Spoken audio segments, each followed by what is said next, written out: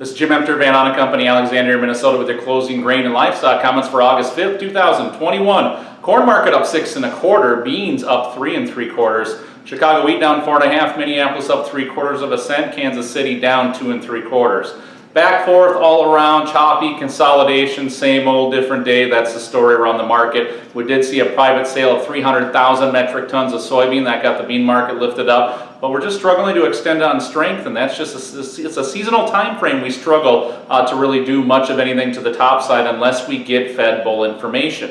And while a 300,000 metric ton is a good start, we need a lot more demand to really get the market excited. So in the days and weeks ahead, that'll be important. If we can't see demand and get nothing out of USDA's report next week, the market, I believe, will falter, and we'll need to be ready for that. If we can feed the bull with some yield decline or some greater expectations out of demand, well then maybe we can perk back up. But otherwise, the next 45 days or so, we expect a sideways to lower type trend, and then from there things could get much more dynamic as South American weather takes shape, as we get greater clarity on yield, and also as we look to the demand start to pick up. On the feeder cattle market, down 155, live cattle down 147.5, hogs down $3.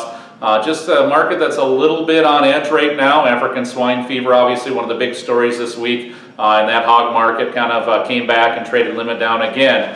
So we tried to put together, bounce off the first limit down, and now we go limit, so strap in. This could get a little more dicey here as we work ahead. Always the fear of an African swine fever is immediate liquidation of herd in certain areas, flood of pork into the industry, and then shortfalls down the road. So be ready for that and watch that.